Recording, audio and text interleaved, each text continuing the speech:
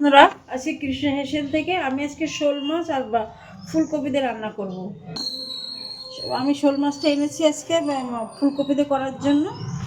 ফুলকপি আর এদিকে কড়াইতে তেল হচ্ছে। দেখুন আমি কি করি। এবার আমি মাছটায় নুন হলুদ মাখিয়ে নিয়েছি, এদিকে কড়াইতে তেল দিয়েছি। এবার আমি মাছটা ছেড়ে দেবো। মাছটা তেলে দিয়ে দিচ্ছি। মাছটা খুব বড় না, কিন্তু একদমই জ্যান্ত ছিল, এই জন্যই আনলাম মাছটা। মাছটা আমি উল্টিয়ে দিচ্ছি। কি বলবো, মাছ হয়ে গেছে। এবার আমি নামিয়ে দিচ্ছি মাছটা।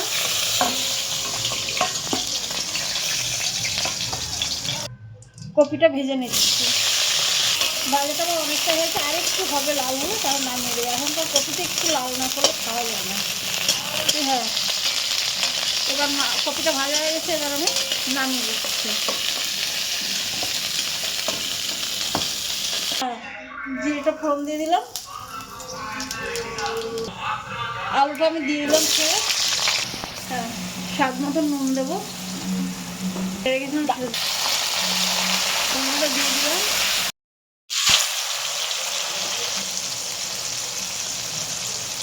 আদা দিয়ে দিলাম 1 চামচ, লঙ্কা বাটা 2 চামচ,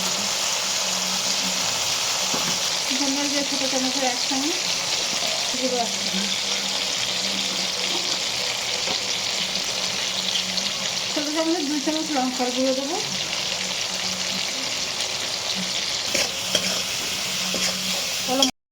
একটু সামান্য একটু জল দেবো যাতে মশলাটা না পুড়ে যায়। কপিগুলো দিয়ে দিলাম। কপিগুলো ডান্ডিগুলো শক্ত রয়েছে। হলুদটা দিতে ভুলে গেছিলাম। এবার আমি হলুদটা দিয়ে এবার আমি একটুখানি নেড়ে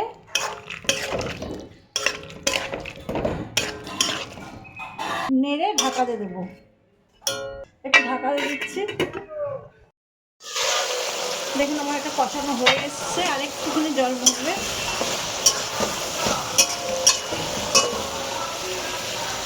আর করে সেদ্ধ হয়ে গেছে। মটরশুঁটিটা দিয়ে দিচ্ছি। আমি মটরশুঁটি এখন অব্দি খাইনি, এই প্রথম আমি নিলাম। আমি জল দিয়ে দিচ্ছি। ঝোলটা দিয়ে দিচ্ছি। এবার আমি ভালো করে ফুটে যাক, তারপর মাছ দেবো। ঝোলটা হয়ে এসছে, আমি মাছটা এবার দিয়ে দিলাম। আরেকবার ফুটলে আমি নামিয়ে দেবো।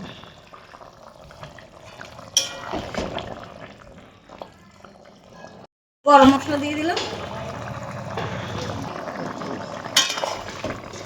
হয়ে গেছে, এবার আমি নামিয়ে দেবো। দেখুন আমি যেভাবে করেছি এইভাবে করে খেয়ে দেখবেন, ভালো লাগে লাইক করবেন, সাবস্ক্রাইব করবেন, শেয়ার করবেন, কমেন্ট করবেন। কমেন্ট করলে আমাদের খুব ভালো লাগে। একটা ভিডিও করতে অনেক টাইম লাগে, তারপরে আপনারা একটু কমেন্ট না করেন তাহলে আমরা কী করে বুঝবো।